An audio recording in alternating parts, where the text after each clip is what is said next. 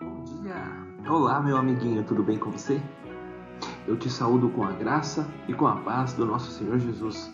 Hoje é domingo, dia do nosso Deus, dia em que nós cultuamos a Ele e aprendemos da Sua palavra. Por isso eu te convido a pegar a sua Bíblia, sentar junto de seus pais para nós começarmos o nosso estudo. Vamos lá?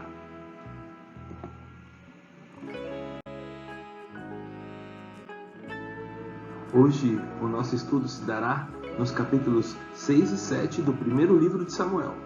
Nós vamos continuar aquela história que nós já estamos fazendo já há algumas semanas. Por isso eu peço que você abra lá. O título do nosso estudo é Ebenezer, até aqui nos ajudou o Senhor.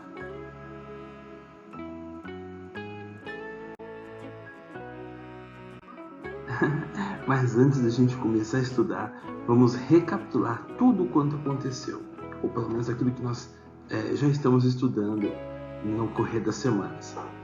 Você se lembra do que estava acontecendo? Nós estamos na seguinte situação. Desde o capítulo 4 até o capítulo 5, nós vimos o que aconteceu com a arca. Ela foi tomada dos israelitas e ela foi levada até o deus Dagon dos filisteus. E a gente viu o que aconteceu, né? Deus pesou a mão sobre os povos pagãos. Mas vamos entender o porquê que ela foi tomada. O povo de Deus não havia tratado Deus, o nosso Senhor, como se deve. Não havia lhe dado a devida glória e honra. Eu já falei isso para vocês, né? De Deus não se zomba. E lá no meio do povo, quando eles estavam em guerra com os filisteus, estavam lá aqueles dois trapalhões, dois meninos muito travessos, muito malvados, Hofni e Finéias, os filhos de Eli. Infelizmente, o nosso sacerdote, profeta, ele não os repreendeu como devia, e por isso Deus estava muito furioso com ele. Enfim, Deus está mostrando que esse é um momento transitório, um momento de decadência do povo, como a gente viu lá com os juízes. O povo, sempre que precisava de ajuda, de auxílio, buscava a Deus, e Deus levantava um juiz. Esse juiz libertava o seu povo das situações ruins, mas depois o povo se esquecia de tudo quanto Deus havia feito e voltava para a mesma coisa ruim que tinha condenado eles. Aqui nós estamos vendo isso de perto. O povo estava sofrendo das consequências do tratamento indevido a Deus, do descuidado, do desleixo com as coisas do Senhor. Por isso é muito importante que a gente não caia ou não trate a Deus dessa forma tão ruim, né? E por causa disso, a arca, que é o símbolo da presença de Deus e que ficava em Israel, foi levada pelos inimigos até lá, na cidade deles. O povo ficou muito triste, e quando Eli soube da morte dos seus filhos, que muitos haviam morrido também, ele ficou muito entristecido. Mas quando ele soube que a arca havia sido roubada, caiu e morreu. Bom, nós vimos até aquela frase dita pela mãe de um jovenzinho que era neto de Eli. Ela era nora de Eli, esposa de um daqueles filhos terríveis. Ela disse: "E acabou, foi-se a glória de Israel." Esse foi o título da nossa última lição. E nós aprendemos ali as duras consequências das nossas ações. Como isso traz consequências para a gente. Por isso que nós devemos nos comportar.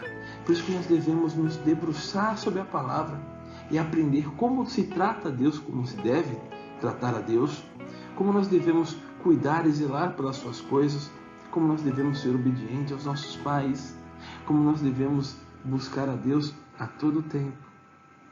Enfim, hoje nós vamos aprender muito mais coisas, porque nós também vimos na semana passada a respeito da glória de Deus e de como Ele é poderoso, de como Ele não depende de ninguém e Ele mesmo, na representação da sua imagem, como a Arca da Aliança, colocou de cara estatelada no chão os deuses dos filisteus.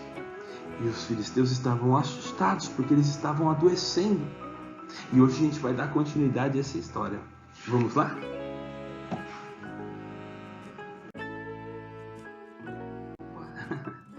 Mas antes de a gente ir de novo para o texto, vamos pensar um pouquinho naquilo que nós vamos aprender com a aula de hoje. Olha lá na sua telinha.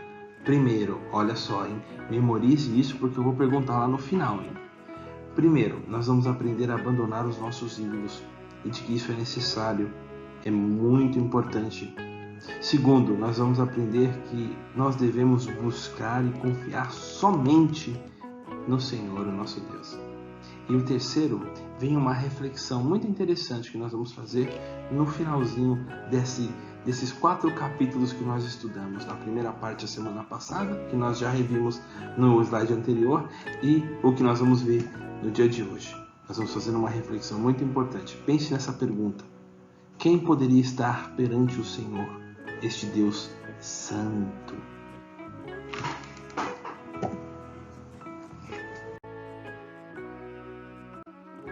Essa aí é uma imagem muito interessante. Tá vendo ali, ó? Tem 2 vacas trazendo a Arca da Aliança. E elas tinham acabado de chegar em Israel. A gente vai ver essa história agora.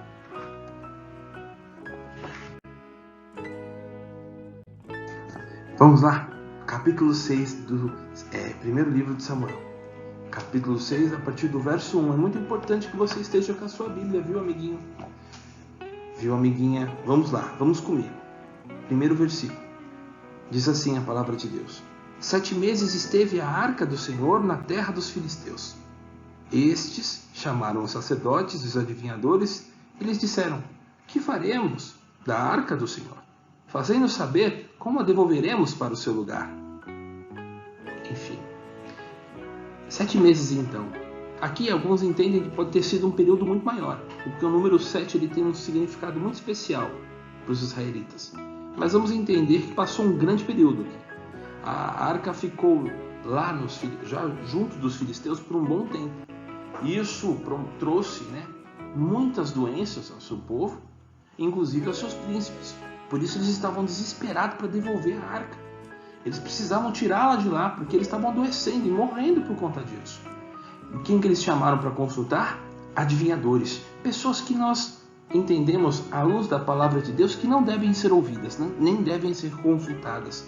Nós devemos confiar somente no Senhor. Mas aqueles povos não conheciam a Deus. Por isso eles consultavam os adivinhadores. E os adivinhadores explicaram para eles como eles deveriam fazer. Ele disse para que eles colocassem a arca num tipo de carroça e que essa carroça fosse colocada sobre 2 vacas que não haviam ainda sido postas para trabalhar. Elas não tinham sido colocadas sob jugo, um tipo de ferramenta que colocam as 2 juntas e elas vão juntos ao mesmo tempo levando a arca. E eles fizeram dessa forma, mas não foi só isso não. Os adivinhadores disseram: olha, vocês têm que colocar ali oferendas, como um pedido de desculpas. E eles fizeram, colocaram aqui o texto vai chamar de tubores de ouro, que representavam as doenças que estavam aparecendo no seu povo, e ratos também de ouro, porque também entende-se que uma peste, a peste do rato, ou uma peste bubônica, coisa do tipo, também estava no meio do povo. Isso servia como um símbolo daquilo que estava acontecendo no meio do seu povo, e ao mesmo tempo como um pedido de desculpas à nação vizinha por conta do seu Deus, que estava ferindo o seu povo. Era comum esse tipo de prática naquele tempo, jovenzinho. Se você estudar a respeito dos hititas, que é uma civilização muito antiga, eles tinham lá nas suas leis algo parecido. Os hititas eram povos pagãos e eles tinham algo parecido como um ritual, como um pedido de desculpas ao Deus das nações inimigas. E é assim que os filisteus, povos ali naquele mesmo período, que estavam procedendo. Eles estavam agindo, devolvendo a arca, pedindo desculpas ao povo de Deus, porque Deus deles estava irritado com os filisteus. Bom, e aí, antes da saída da arca na carroça, algo inusitado acontece. Os os adivinhos disseram bem assim, está lá no versículo 9. Vamos ler juntos. Reparai, se subir pelo caminho rumo do seu território a Bet-Semes, foi ele que nos fez este grande mal. E, se não, saberemos que não foi a sua mão que nos feriu, foi casual o que nos sucedeu. Eles meio que ficaram desconfiados ainda, não tinham a certeza se tudo aquilo que tinha acontecido de ruim com eles foi por causa do Deus de Israel. Era natural, muitos deles não estavam aceitando isso. Mas quando eles fizeram, colocaram ali a arca e colocaram nas vaquinhas, as vaquinhas então em saída, elas foram certinho no caminho que deviam seguir. Vamos ler o versículo 10 e ver isso por escrito. Diz assim, a palavra de Deus. Assim fizeram aqueles homens e tomaram 2 vacas com crias e as ataram ao carro e os bezerros encerraram em casa. Puseram a arca do Senhor sobre o carro, como também o cofre com os ratos de ouro e com as imitações dos tumores. As vacas encaminharam diretamente para Bet-Semes e, andando e berrando, seguiam sempre por esse mesmo caminho, sem se desviarem nem para a direita nem para a esquerda. Os príncipes dos filisteus foram atrás delas até o território de Bet-Semes. Eles não se deram satisfeitos, amiguinhos. Eles seguiram as vaquinhas até quando elas chegaram ao povo de Israel. E elas chegaram lá como de fato eles estavam prevendo, né? Enfim, vamos ver o que acontece na sequência?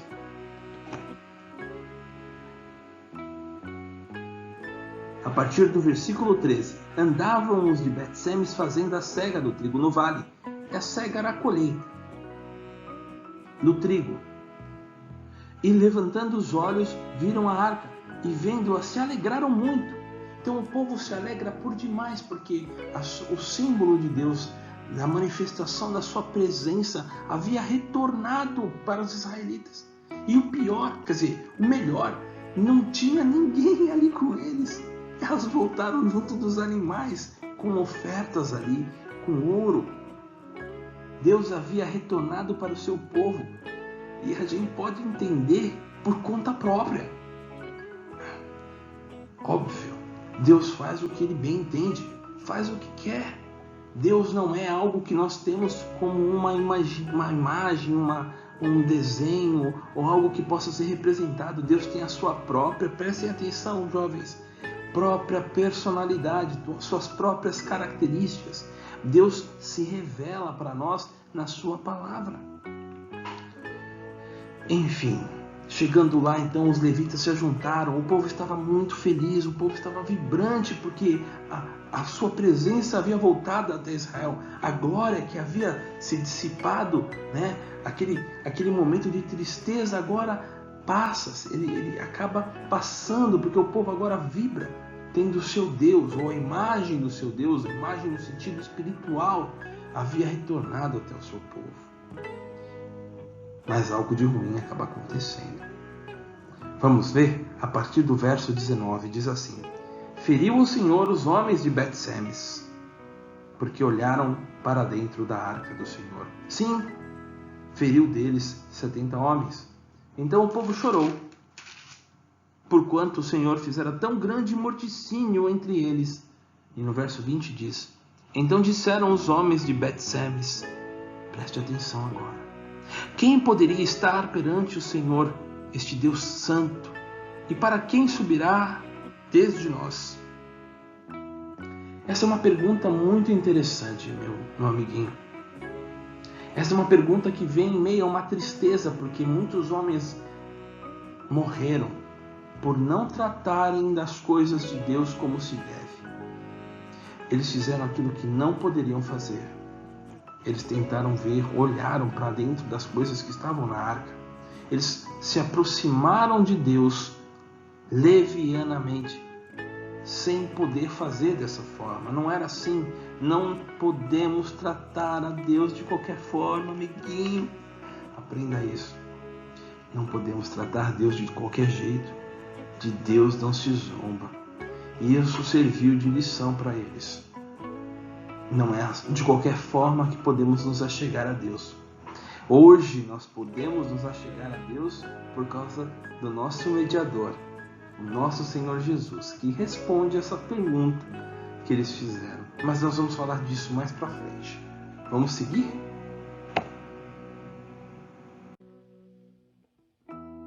Bom, aqui foi o momento em que os levitas tiraram a arca e estavam caminhando em Bet-Semes, antes do morticínio, antes da coisa tomar um jeito ruim, né? Vamos seguir para o próximo capítulo.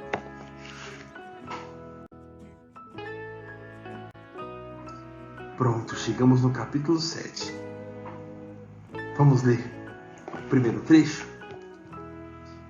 Vamos lá, a partir do verso 1 diz assim: Então vieram os homens de Kiriat Jearim e levaram a arca do Senhor à casa de Abinadab, no outreiro, e consagraram Eleazar, seu filho, para que guardasse a arca do Senhor. Sucedeu que desde aquele dia a arca ficou em Kiriat Jearim, e tantos dias se passaram que chegaram a 20 anos, e toda a casa de Israel dirigia lamentações ao Senhor. Falou Samuel a toda a casa de Israel, dizendo: Se é de todo o vosso coração que voltais ao Senhor, tirai dentre vós os deuses estranhos e os astarotes, e preparai o coração ao Senhor, e servi a Ele só, e Ele vos livrará das mãos dos filisteus. Então os filhos de Israel tiraram dentre si os Baalins e os Astarotes e serviram só ao Senhor. Bom, por que até aqui? Porque é muito importante o que aconteceu aqui agora. Aqui Samuel exortou o povo a que se arrependesse. Nós percebemos que a arca passa a ficar agora em Kiriat Jearim. E neste local, o texto diz o seguinte: Sucedeu que desde aquele dia a arca ficou em Kiriat Jearim, e tantos dias se passaram, muito tempo se passou, bastante tempo se passou, que chegaram a 20 anos. E o texto nos deixa entender, e toda a casa de Israel dirigia lamentações ao Senhor. É muito provável, assim como muitos estudiosos entendem, que esse tempo todo que a arca ficou em Kiriat Jearim, o povo não buscou o Senhor. O povo não buscou a Deus como devia. O povo não queria estar junto do seu Deus, porque eles tinham outros deuses. Mas algo aconteceu, algo muito ruim, que vai fazendo com que os povos fiquem desesperados, né? Vai fazendo com que o povo, em específico o israelita, fique triste e busque novamente o Senhor. Você se lembra daquilo que eu já disse sobre os juízes, né? Eles aparecem no momento de lamentação do povo. Pois é, o povo então voltou-se para Deus em lamento, pedindo perdão ao Senhor. Arrependido das coisas ruins que estavam fazendo, por não terem buscado a Deus, e também porque estavam com medo de que os filisteus entrassem lá e derrotassem todos eles de novo. Eles não queriam mais sofrer e fizeram aquilo que deveria ter sido feito desde muito antes. E é isso que então Samuel exorta o povo a fazer. Se é de todo o vosso coração que voltais ao Senhor, preste atenção nisso, meu jovem. Se é de todo o coração que voltais ao Senhor, tirai dentre vós os deuses estranhos, os astarotes. Tire daquilo que há em você, que ouve essa palavra, aquilo que há de estranho, aquilo que você adora mais do que a Deus, aquilo que toma espaço de Deus no seu coração. E olha só o que aconteceu, vamos dar uma olhada? Continuando, disse mais Samuel: Congregai todo Israel em Mispa e orarei por vós ao Senhor. E então, depois de Samuel ter dito isso, o povo congregaram-se em Mispa. Tiraram água e derramaram perante o Senhor. Jejuaram aquele dia e ali disseram, olha só que frase: pecamos contra o Senhor. O povo se arrependeu, meu jovem, se arrependeu de verdade. Esse derramar a água, tirar a água, era quase como aquilo que aconteceu lá atrás, lá quando a gente viu a mãe de Samuel. Aqui, ó. Vamos lá atrás. Ana, quando ela chora e se derrama. Vamos ver. Ali, a partir do verso 1 do capítulo 9. Aliás, o verso 9 do capítulo 1. Verso 10 diz assim: levantou-se Ana com amargura de alma, orou ao Senhor e chorou abundantemente. É como se o povo estivesse chorando abundantemente diante do Senhor e clamando por perdão, confessando o seu pecado diante de Deus.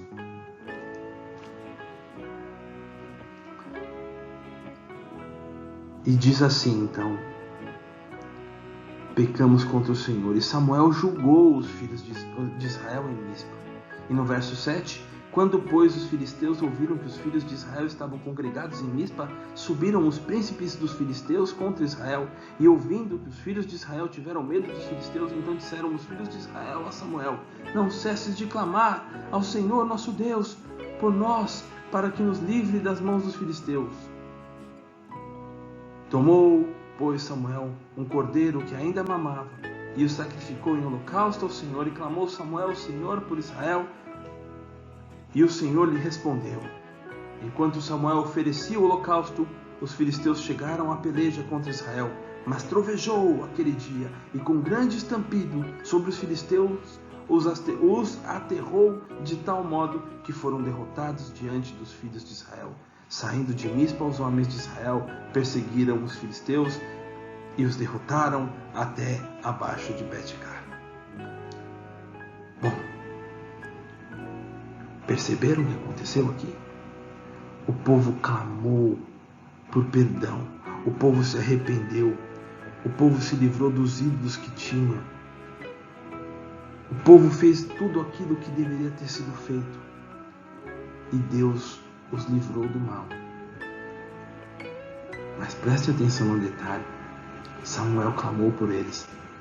Samuel ensinou a eles o que eles deveriam fazer. Samuel aqui é posto, o nosso pequenino Samuel, que cresceu e agora assume um lugar de liderança, de juiz do povo. Agora ele faz aquilo que um mediador, alguém que intercede pelo povo diante do Deus eterno, deveria fazer. Ele não era perfeito. Samuel tinha muitas falhas. Mas nós temos um mediador muito perfeito, que não possui nenhuma falha, que nos ama muito e que é tipificado aqui, tipificado inclusive no sacrifício do cordeirinho, que foi morto. E esse nosso mediador, que nos coloca diante do Senhor, que nos permite nos achegar diante de Deus, que é santo, é nosso Senhor Jesus.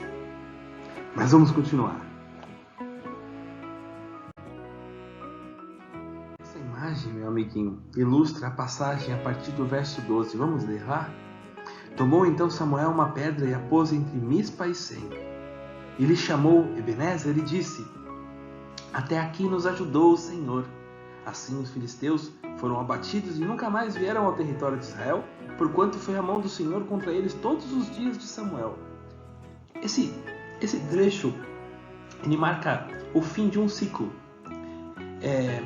Um ciclo de muita tristeza, um ciclo onde o povo não conduziu bem as coisas de Deus, um ciclo com a morte de Eli, de seus filhos, e o retorno à verdadeira adoração, arrependimento e a exaltação, no caso aqui, de Samuel como grande líder de Israel.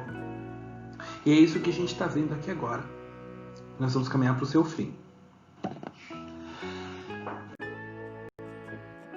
No finzinho do capítulo, essa pedra aí, essa imagem, é uma figura que representa a pedra Ebenezer, que significa até aqui nos ajudou o Senhor. E está aqui no versículo 12. Mas vale a pena a gente fazer a leitura do verso 13 também. Assim os filisteus foram abatidos e nunca mais vieram ao território de Israel, porquanto foi a mão do Senhor contra eles todos os dias de Samuel. Foi a mão do Senhor e não a mão dos povos. Foi a mão do Senhor e não a mão de qualquer um. A mão de Deus que guiou o povo e que cuidou dele. Mas vale a pena a gente recapitular o aprendizado, né? Não vale, eu falei para você que eu ia te perguntar, né? Então o que está escrito? Aliás, qual é a primeira proposta de aprendizado de hoje? Eram 3. Vamos lá, você lembra? Você tomou nota? Abandonar os nossos ídolos. Aqui, meu amiguinho, é muito importante que você se atente. O que seriam estes ídolos? Aqui no texto nós percebemos que o povo, quando ouve da parte de Samuel o chamado para o arrependimento, para que eles abandonassem os seus ídolos do lar, eles trouxeram para fora. Veja lá no versículo 4. Então os filhos de Israel tiraram dentre si os Baalins e os Astarotes e serviram só ao Senhor. Aqui, meus amiguinhos, estas imagens de ídolos que eles tinham no seu lar, muito comum naquele período, simbolizavam outros deuses que eles adoravam e buscavam. Algo que eles colocavam na frente do Deus verdadeiro, do único Deus, o nosso Deus, que cuidou e que guardou esse povo aqui. Este povo estava perdido porque estava enfeitiçado, né? Estava desejando muito mais as coisas do mundo, estava apaixonado pelas coisas que não deveriam estar apaixonados. E eles endeusavam as coisas que não deveriam endeusar. Nós percebemos ali o quão distantes eles estavam de Deus, 20 anos pelo menos, até que eles retornassem para Deus arrependidos dos seus pecados. Nós não precisamos passar tanto tempo para nos arrependermos dos nossos erros, né? E para nós, mas você pode dizer, mas eu não tenho outra coisa senão o meu Deus. Eu não tenho outros deuses, eu não tenho imagens de outros deuses na minha casa. Mas isso aqui serve para você. Tudo o que você coloca na sua vida que é mais importante do que Deus, ele deve ser lançado fora.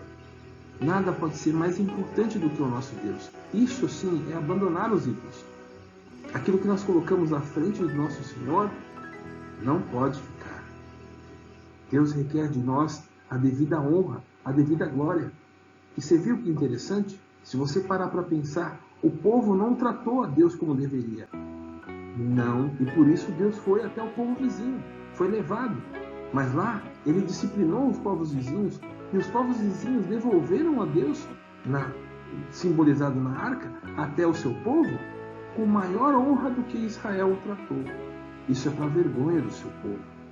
Isso é para a nossa vergonha. Que os povos pagãos trataram a Deus com maior honra do que nós mesmos, que conhecemos e que nos relacionamos com Ele.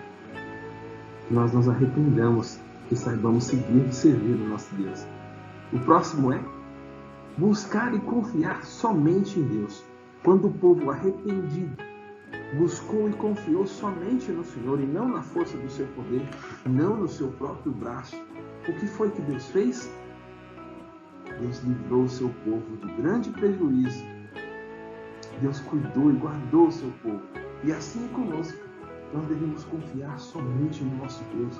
Nós devemos buscá-lo com todo o nosso coração, com todo o nosso entendimento. Nós devemos confiar somente nele. Isso sirva de lição para você também. E essa é a terceira pergunta. Eu já falei um pouquinho disso. Mas responda para mim você. Quem poderia estar perante o Senhor, este Deus Santo? Somente o Filho. Mas o Filho, por graça, concede que eu e você estejamos também na presença do nosso Deus. Por graça, por causa do seu sacrifício. Graças a Deus por isso, né?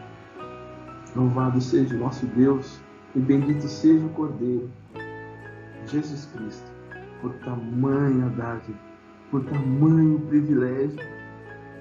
Aqui, Samuel faz o papel de mediador do povo, um símbolo daquilo que haveria de acontecer, um tipo de Cristo que haveria de vir no devido tempo. Nós vamos chegar lá ainda, hein? Se Deus quiser.